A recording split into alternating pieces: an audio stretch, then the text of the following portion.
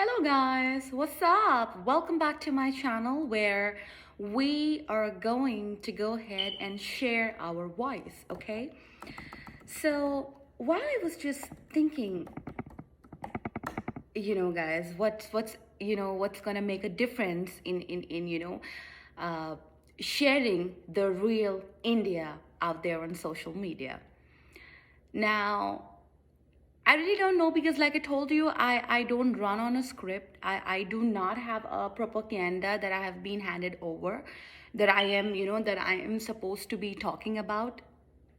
There is nothing, that is scripted out here. There is absolutely nothing out here that is scripted or has a purpose to promote somebody. It is just to highlight the reality. So talking about reality, talking about taking this opportunity to enlighten the world with real India. I have lived 26 years of my life back in my country in India. And believe me when I say it, it's definitely not the way it's been, portrayed, that there are differences. To be honest, there are differences between majority of different categories. I do not want to use certain words out here like caste, religion. I do not even want to talk about it because that is not what India is all about. Okay, it's just that the talent, the capabilities are not getting directed in the right path. They're not getting the right support, they're not getting the right direction. So you just see the same rule over and over again, right?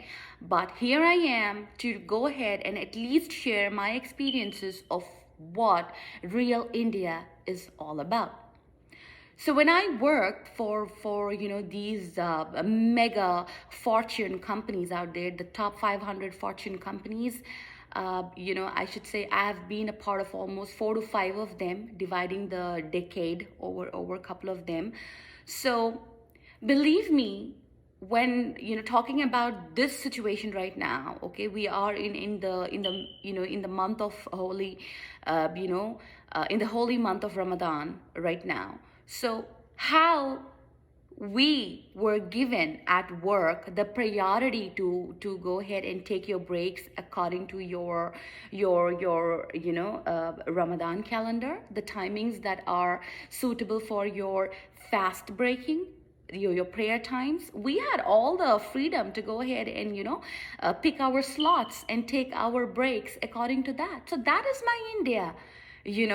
These people who have basically no knowledge about how the economy is growing, how processes are growing, how culture is collaborating with American companies, and there is a lot more happening outside the political world. That is my real India. I would want to go ahead and focus on the fact that though these political decisions just hamper the whole integrity of the nation, but that's not the truth. The truth is the real people of India. Unfortunately, guys, these political rallies being held, if you see, 70% of that crowd is underprivileged. You will not see people who are managers, leaders, VPs, AVPs, presidents of certain companies standing there in rallies because they're educated. They are privileged to make a decision for their life. Now, what the political aspect of the nation does, they target the underprivileged, who are not educated, who are not exposed to the higher standards of living. They focus that part. And they make sure that sector of economy does not grow a lot, because who will they have to rule upon if they have people like me standing up and asking political rally, like, pardon me, in the middle of the pandemic, this is what you're inviting me to? I will question them. I will bombard them with criticism. So that is a strategy which is really devastating, that the poor is going to suffer. The poor is always, always, always gonna suffer. That's sad. That is the sad reality of a system. That you would want to hold on to these. This is nothing but, this is nothing but dictatorship. To be honest, like the POW, the prisoner of war, you are applying that kind of strategy out here. At least Hitler was very open about his dictatorship. You are using that format, but you say it's democracy.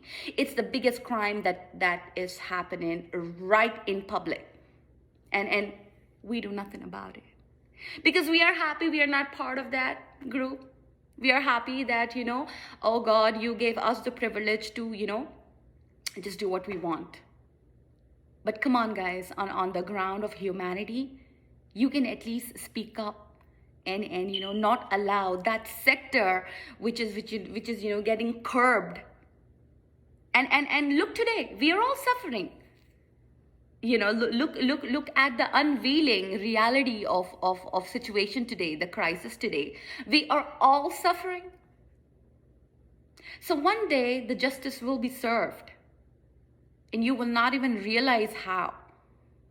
So this is the biggest time to go ahead and stop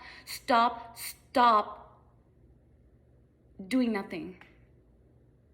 You need to stop being selfish, at least for now. For the sake of those people who are underprivileged, who are not educated, who don't have access to these kind of luxuries and facilities in life. As a citizen, can we do that? At least, realize that part of life where you have, politicians curbing your rights because they want somebody to rule upon. Think about it, guys. See, I right now see India in two sectors, okay? Sector who doesn't speak and who doesn't care. Sector who's accepted their destiny. Imagine these two colliding. It's going to be a better nation.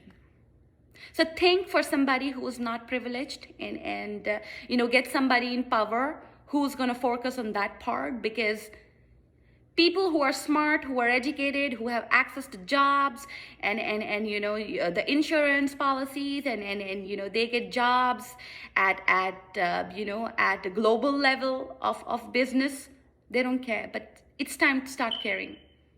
It's time to start understanding what the community is going through. Don't you think it's high time? I think it's high time.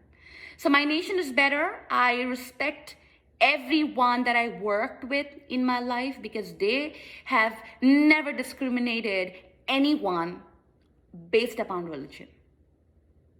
But not everybody is as privileged as you and me to gauge and to talk and to just be happy with what we are doing and what we have, right? But it's time to share what you got.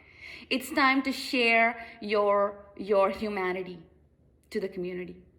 Think about it, guys. See, if you think this is not making sense, do comment. Like I told you, you can like me, love me, hate me, humiliate me, but you cannot ignore me. Me, Mehvish Tabassum, signing off.